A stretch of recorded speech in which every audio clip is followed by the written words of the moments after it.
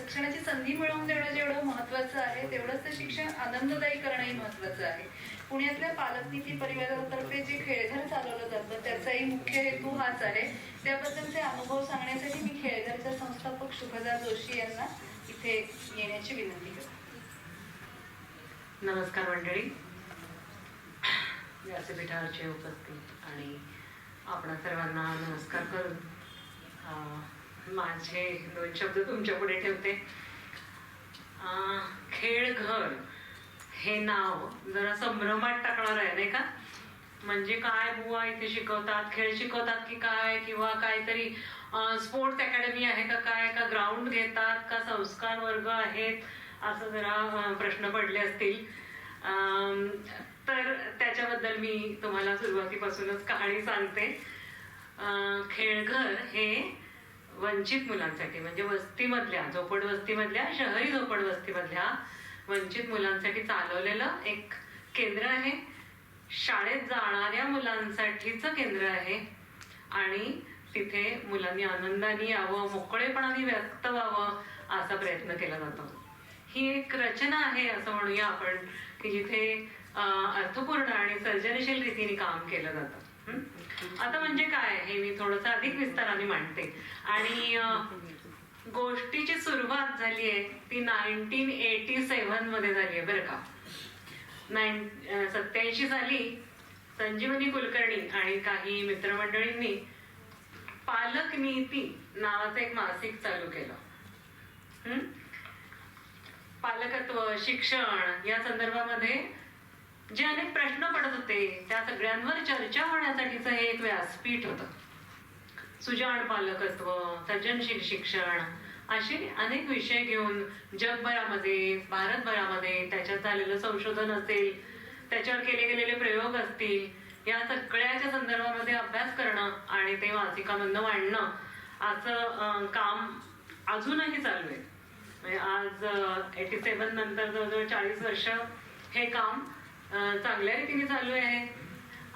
ह्याच कामामध्ये 92-93च्या सुमारास मी जॉईन झाले.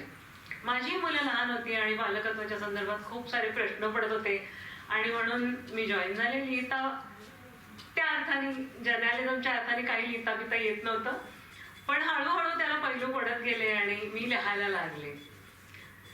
1996 साली आम्हाला असं वाटलं की मासिकाच्या व्यतिरिक्तही आपण काही कामं चालू करायला हवी. मी, संजीवनी आणि निलिमा सहस्त्रबुद्धे अशा आम्ही 3 जणी पूर्ण वेळ कार्यकर्ते या मासिकाच्या कामामध्ये एव्हाना कार्यरत झालेलो होतो. आणि आम्हाला असं वाटलं की वेगळे इतरही काही प्रकल्प आपल्याला चालू करता यावेत, म्हणून आम्ही पालकनीती परिवार नावाचा एक न्यास स्थापन केला. त्या सुमारास माझी मुलं अगदी लहान होती आणि त्यांचे मित्रमंडळी म्हणून शेजारपाजारच्या झोपडवस्त्यांमधली मुलं घरी येत होती, खेळत होती आणि मुख्य म्हणजे त्यांना आमच्या घरी खूप आवडत होतं. याचं कारण आम्ही मोठी माणसं पण होतो आणि आमच्या घरात असलेल्या सोयी सुविधा पण होत्या. खेळणी होती, पुस्तकं होती आणि आमची मुलं होती. त्यामुळे माझ्या मनामध्ये या मुलांसाठी काहीतरी करावं अशी कल्पना आली. आणि त्याच सुमारात आम्ही न्यासाची स्थापना केलेली असल्यामुळे न्यासाच्या माध्यमातूनच आपण हे काम चालू करावं असं मला वाटलं. आणि खेळघर हे जे नाव आहे ना ते मुलांनीच दिलेलं आहे. आता त्याचा अर्थ आम्ही लावायला जातो, त्यावेळी काही एवढा विचार केला नव्हता. खेळ ही एक अत्यंत आनंदाची गोष्ट मुलांच्या आयुष्यातली. खेळ म्हणलं, चला खेळूया म्हणलं की त्यांचे डोळे चकाकतात आणि लगेच उत्साहाने तयार होतात. आणि घर इथे माया आहे, प्रेम आहे, काळजी घेतलं जाणं आहे. त्यामुळे अशा या 2 शब्दांचा समन्वय खेळघर आहे. सुरुवातीला जरी असं वाटायचं की अरे याच्यात शिक्षण काही आलंच नाही, नंतर लक्षात आलं, म्हणजे अनुभवातनं आणि अभ्यासातनं, की खेळातनं खूप सारं शिकतात मुलं. म्हणजे एवढं काही असंयुक्तिक नाहीये नाव आपलं.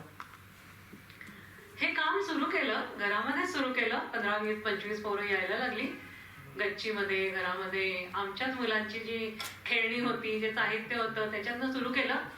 आणि मग प्रश्न उलगडायला लागले. प्रश्नांच्या लेवल्स आमच्या डोळ्यासमोर आल्या. मुलं रेग्युलर यायची नाहीत, आली तरी वेळ पाळायची नाहीत. खूप दंगा करायचे, एका जागी बसू शकायचे नाहीत. लक्ष देऊन काहीतरी ऐकणं आणि त्यावर काहीतरी बोलणं हे शक्य नव्हतं. एकमेकांशी मारामाऱ्या होत्या, भांडणं होती, काहीतरी तोंडात चगळत असायची कायम. या सगळ्यांना मुलगे मुलींना खूप त्रास द्यायचे. या सगळ्यांना आम्हाला प्रश्न पडला की हे काय, म्हणजे कसं काय, आपण कसं शिकवायचं यांना, किंवा म्हणजे आमच्या मनामध्ये आपलं इथून इथे कुठेतरी घेऊन जायचंय मुलांना आणि त्यांना शिकवायचंय वगैरे वगैरे, यांना शाळांमध्ये चांगले मार्क मिळायचे वगैरे वगैरे, अशा नाईव्ह काय म्हणूया आपण, अशा कल्पना आमच्या मनात होत्या. पण त्या काही इथे होताना दिसत नव्हत्या. मग आम्ही कारणांचा शोध घेतला की का बुवा असं होत नाही. ह्याची कारणं यांच्या दोघींच्या, जयश्रीताईंच्या आणि लतिकाताईंच्या मांडणीमध्ये ह्याची कारणं आलेली आहेत. मूल त्याच्या परिवेशासह असतं. त्याचा परिवेश म्हणजे काय, तर त्याचं घर, त्याची शाळा, त्याची मित्रमंडळी आणि त्याच्या आजूबाजूचा समाज.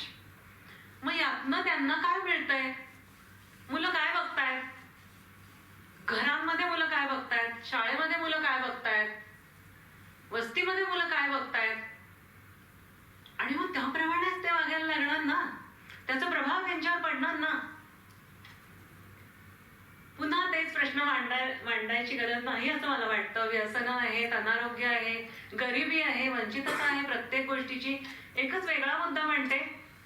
8 बाय 10ची खोली, पत्र्याची, वरती पत्रा, चारी बाजूनी पत्रा, खोलीला खिडकी नाही, एकमेव दार, अशा जागेमध्ये 7-8 लोक जेव्हा राहतात आणि अभ्यास करणारं मुलं 3 किंवा 4 मुलं जेव्हा असतात, तेव्हा ते कसा अभ्यास करत असतील.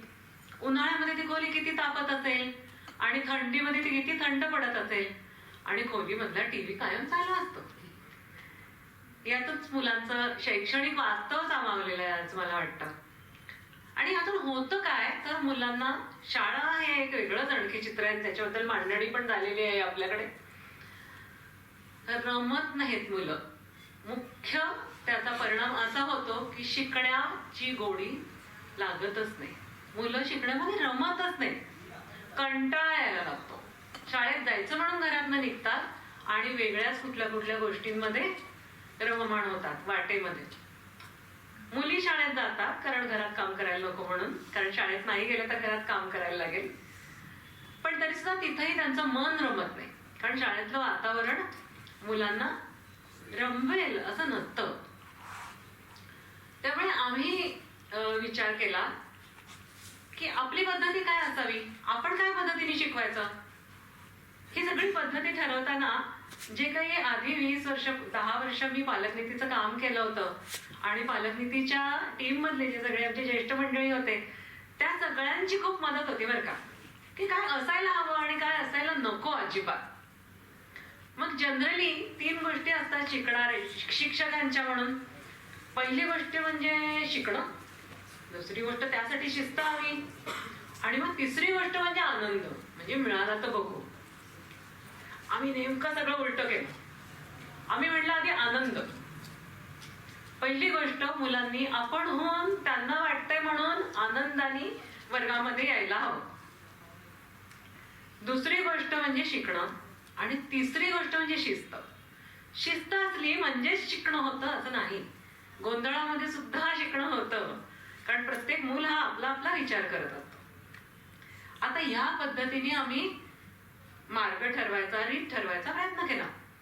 आता बघा, आनंद जर पहिला हवा असेल तर मुलाला काय आवडतं, मुलाला कशात आनंद होतो हे महत्वाचं आहे. मग त्याच्यासाठी खेळ ही पहिली गोष्ट. दुसरी गोष्ट कला, जे कन्स्ट्रक्टिव्ह प्ले ज्याला म्हणतो आपण, की ज्याच्यातनं मी काहीतरी करत असतो, मी काहीतरी सर्जनशील अभिव्यक्ती करत असते मूल, म्हणजे कला. आणि तिसरी गोष्ट म्हणजे संवाद.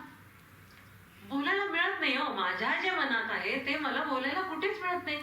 ना घरामध्ये आई वडिलांना वेळ नसतो, शाळेमध्ये तर गप्पा बसा असंच असते संस्कृती, मित्रांमध्ये काय बोलायला मिळतं तेवढंच, पण बाकी माझ्या जे मनात आहे ते एक्सप्रेस करायला मला जागाच नसते.